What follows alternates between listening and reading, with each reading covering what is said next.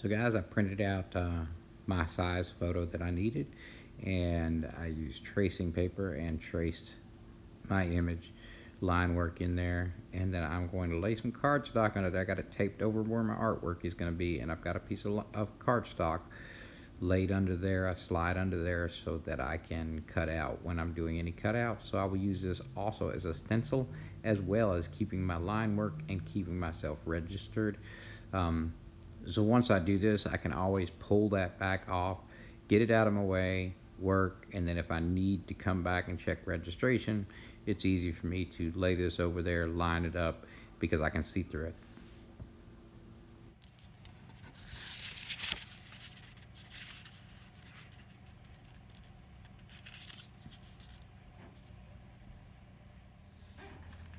See that difference between that gray and the gray with blue? And see how that little bit of gray, blue shade to that gray makes a huge difference in what you're looking at. And we'll have to do a little bit of adjusting with these colors because there's multiple colors in that eye.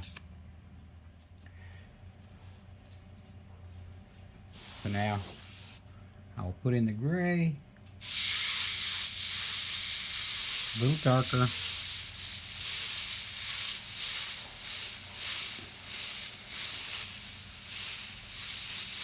On the outer edges.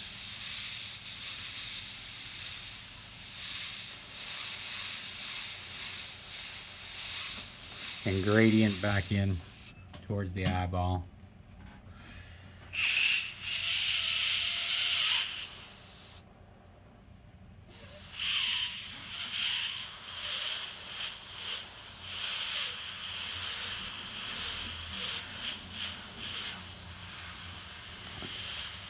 And we'll adjust as we get later on in that picture.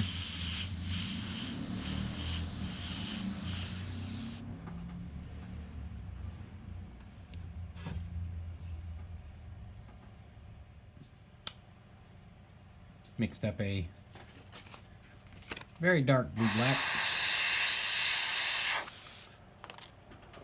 I'll put my pupils in.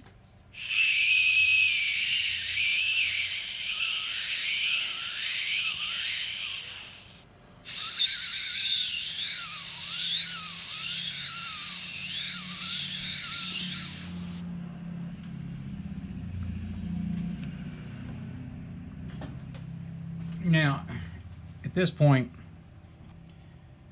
a lot of people will put the eyelashes in. I generally do not put my eyelashes in. I like to bring my skin over the top. I usually leave them for later. Yeah,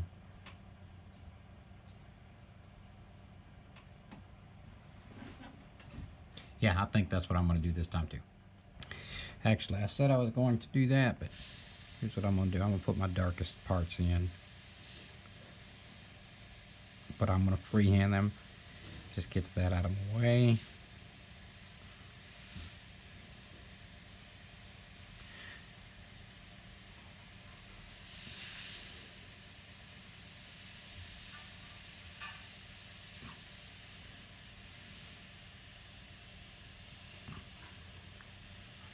Since I've already got this really dark color in here, don't want to bring it all the way down on this crease line. You got this crease line that comes over that eye, and it's not near as dark as this line. The only reason this is so dark is it's not a natural skin color, it's mascara.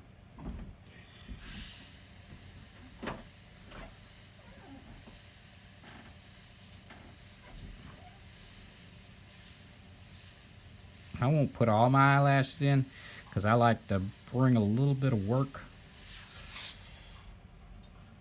over the top of the skin, but let's go ahead and get a few of them in there. Now,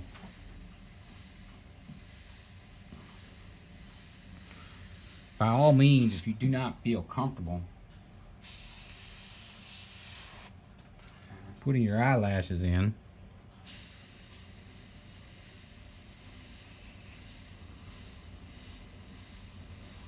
freehand, by all means, go get a stencil.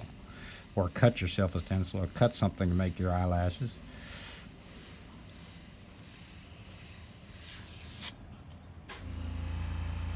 And I definitely am not going to bother with the bottom ones just yet.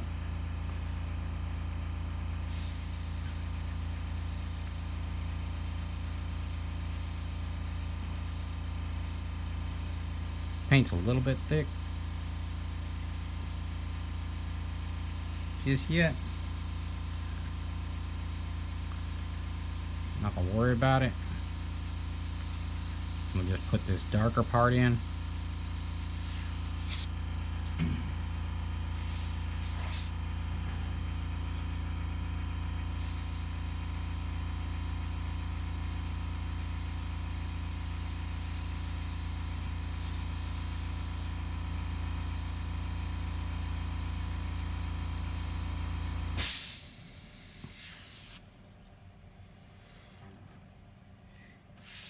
Down here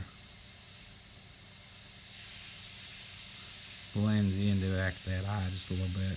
Makes it a little bit darker right there. A little gradient out in the outer edge. Oh. And these are not all the eyelashes, obviously, on either side.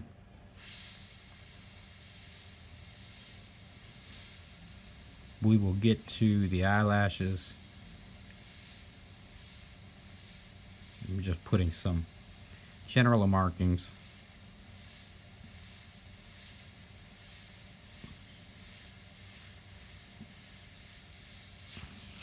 In where they go, and I will get to those at the end. Now again, we get a choice, but these eyes are blue. So what I'm going to go ahead and do, this has got a little bit of blue in the black, so I'm going to go ahead and outline my eyes with it.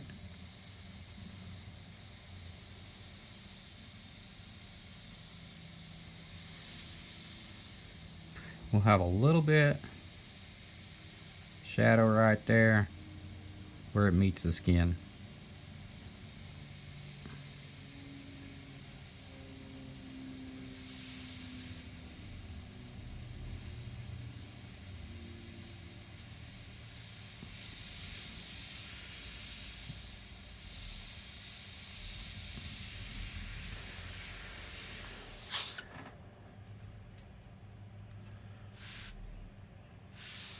And I'm going to put my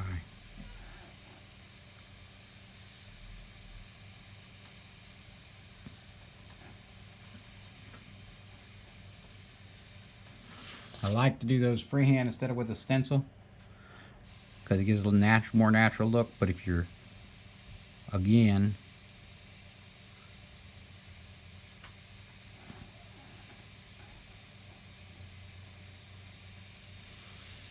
concerned about messing up too much,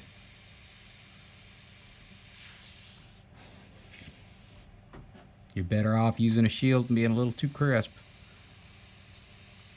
than messing things up really bad.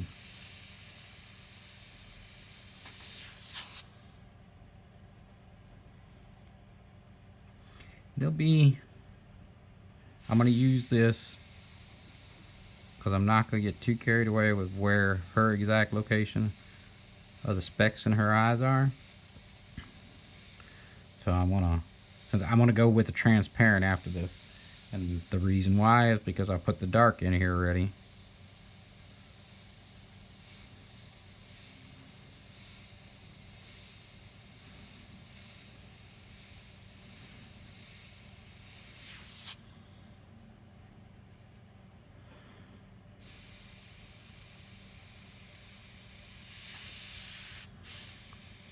Here on this side, got a lot more darkness going on.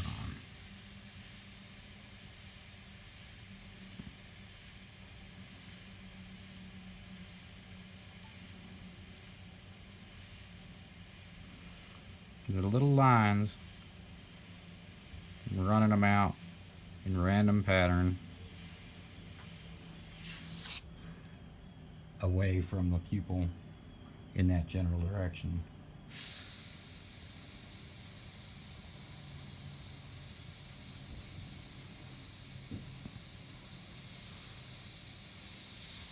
is an opaque leftover. I'm using that blue we had mixed in there. A little bit thick, a little bit harder to control than a transparent.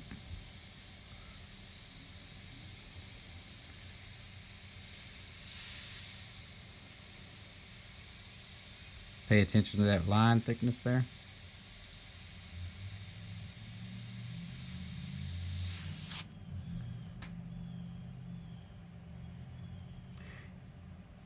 And on this,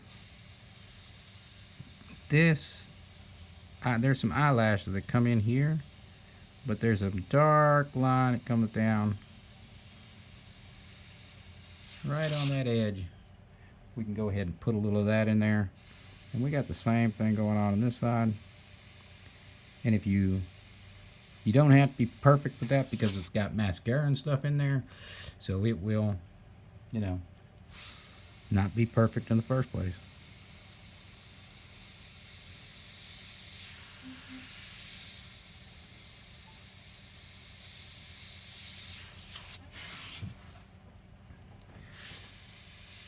Do a little bit of shading because this needs to be darker.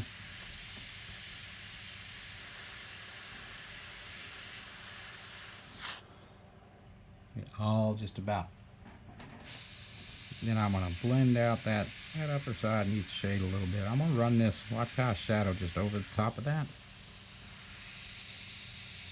And I can do more with it later.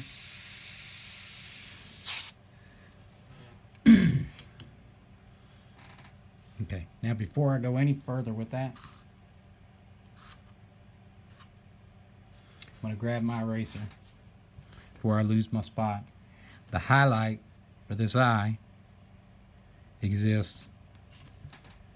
It's a square.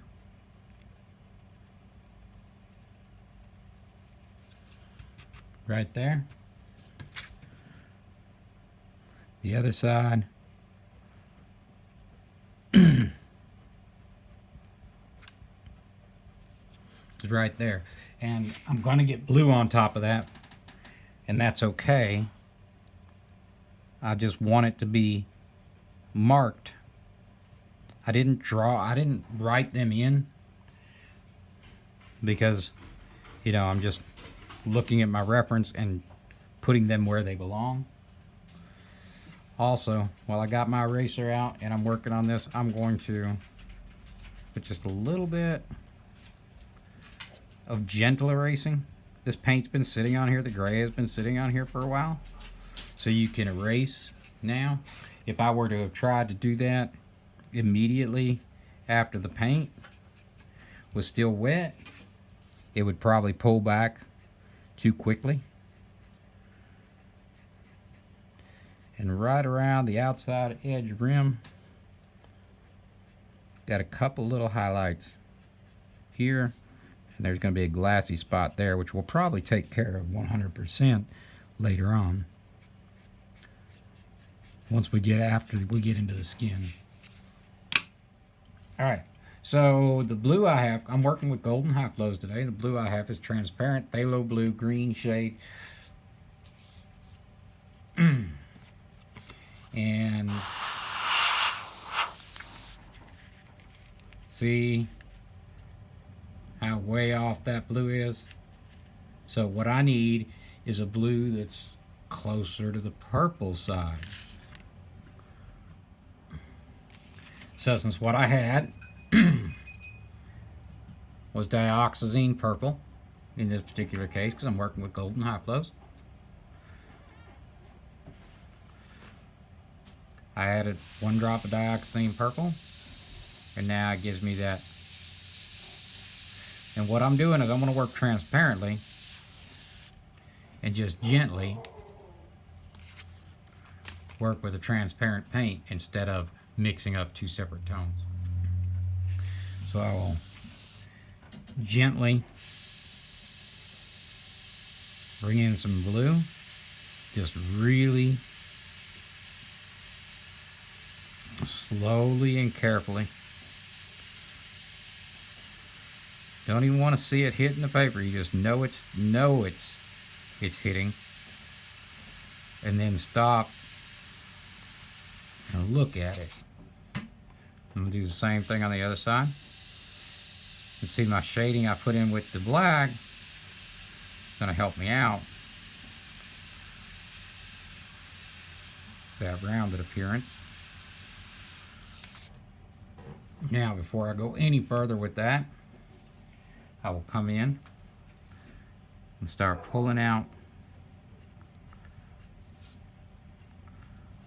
because as I layer on top of it,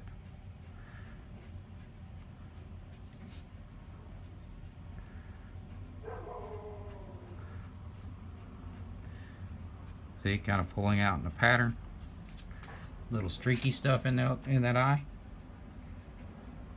Then I will come back with my blue again and darken.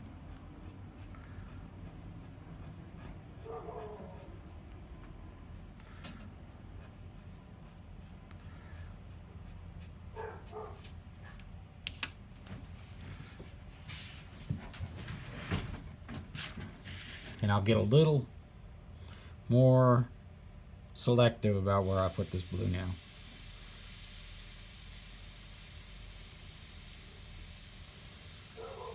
I want it to be dark on the edges.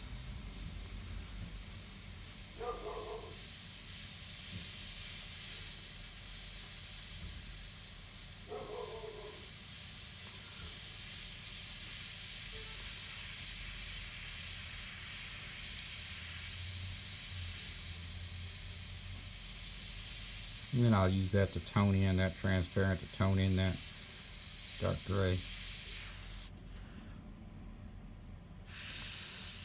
I'll still have to pull out a little bit because we still got to put our highlights back.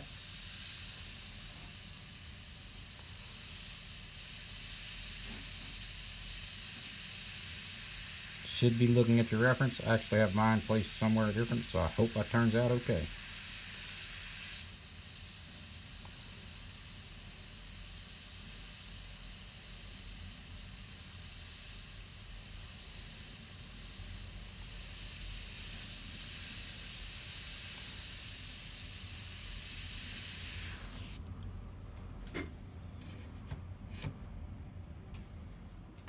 Looking a little weird and unnatural right now.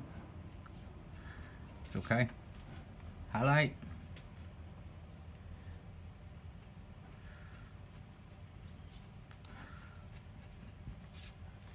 Highlight.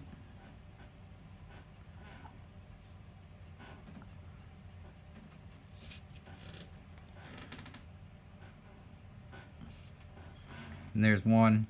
Just be careful not to go all the way to white. Gently come back in here and then maybe pull a few more striations out.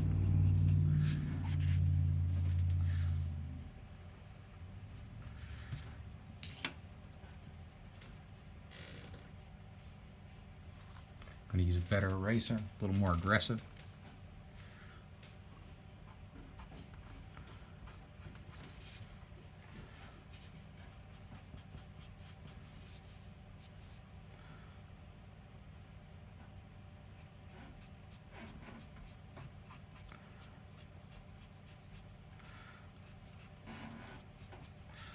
We'll do a little touch up.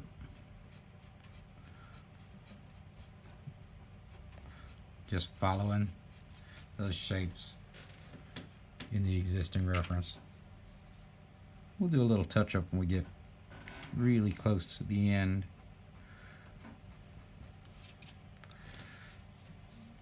I can either mask these off and not worry about any overspray, or plan on fixing them later. And I'm just gonna not have them masked and probably do a little more work to them at the end. Lighten up just a little bit.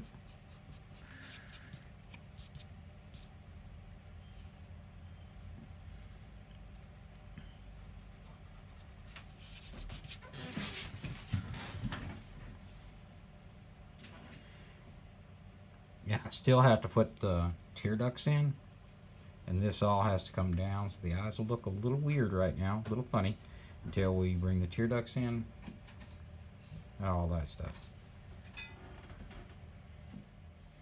Okay, now I've mixed up basically the lightest gray shade I could possibly mix up. Not white, but it's gonna be really difficult for you guys to see. It's just a little bit off-white, and I've mixed that by adding 1 drop of blue, 1 drop of brown to my airbrush, ran it out until it was empty, so I just used the dirty cup and then added some white into it. And I'm just gonna, of course I've got this all masked off, and I cut out the section for this mask, which this is arguably the hardest part of this whole painting. And I'll show you how subtle that tone is. It's a very subtle tone.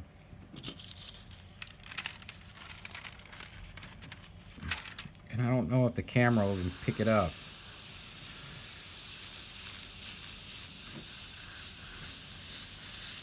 But it's definitely different than, you can see that. It's a super, super subtle tone. And I'm not going to worry about my pencil line that I've got there. Actually, I can go ahead and take that pencil line out if I'm going to be using a shield. So I'll go ahead and erase out that pencil line I put in there, or at least mostly erase it out. And I want to be really careful not to get no dirt in my paint right now because it's still wet.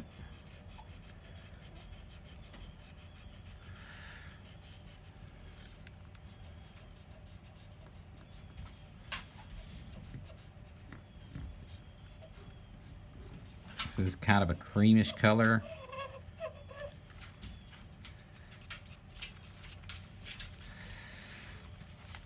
But it's going to be really hard to pick up on camera, that subtlety. But once we start putting all our dots and our lines in there, it'll bring the overall look of that piece up. Okay, and I won't keep you guys in here for this whole thing. Now I have mixed up a really pale gray. It's darker, obviously, than that tone. I've got a little reducer mixed in it. A little darker than some of my dots and lines are going to be. So I've tediously marked out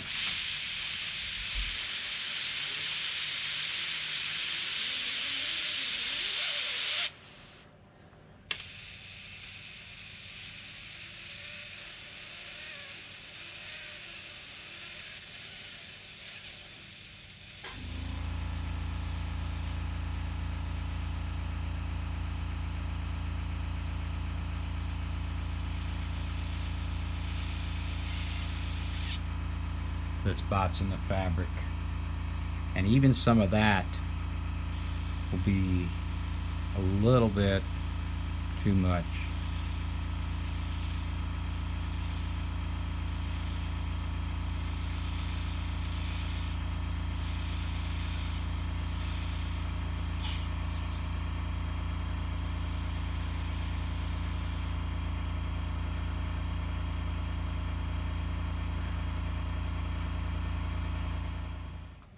So now I need to make sure my reference is close to me and not get off of what I'm working on.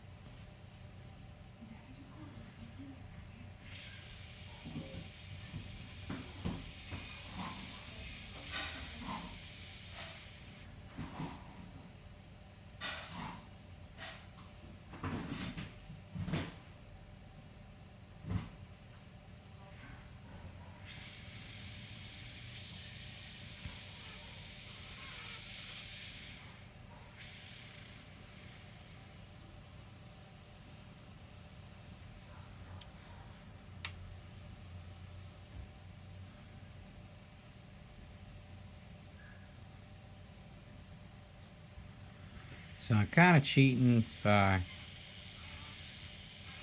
just kind of laying in dots in a diagonal pattern, just spreading them out a little bit. Then I'll come back in and hit them with an eraser.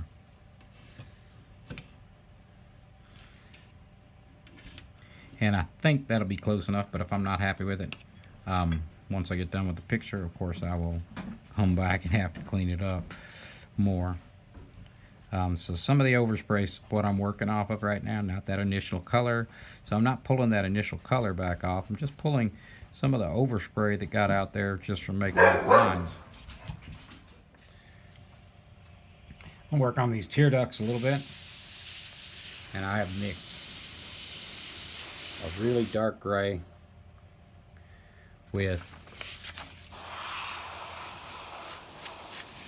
some of them quinacridone red, and I've cut out a little stencil here.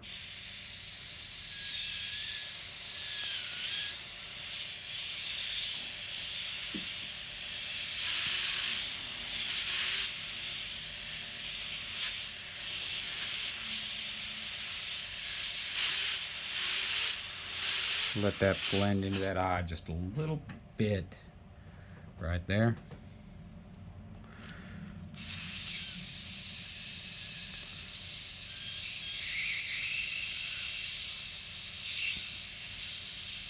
A little darker on the outer edges as well.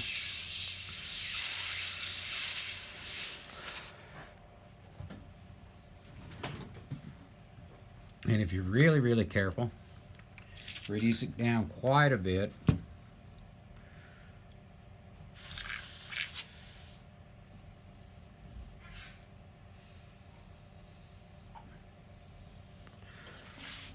Make sure you get your paint flowing right.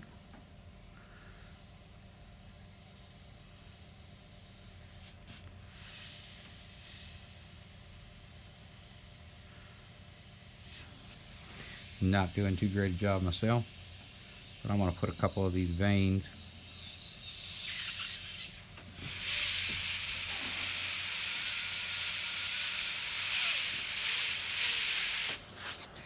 and got a little too much paint in there, but that's all right because I'll just come back.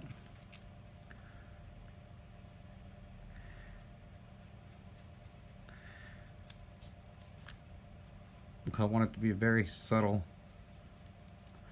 Anyway.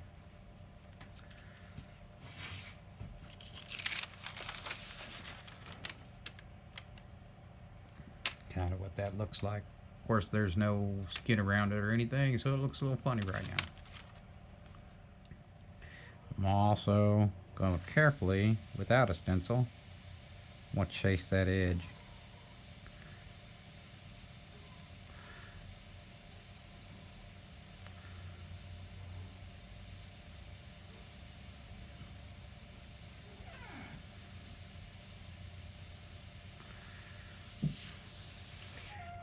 If your paints aren't flowing, don't be stupid like me. Keep using the airbrush.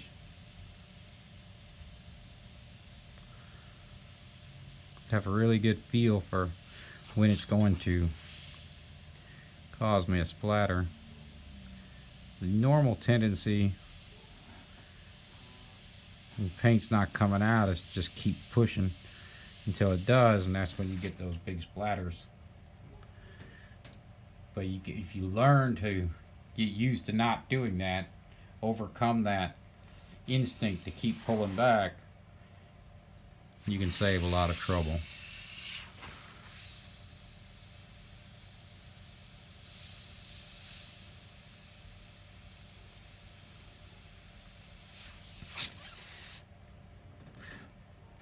Although it's still bad form for me to be using this when it's starting to give me a little trouble.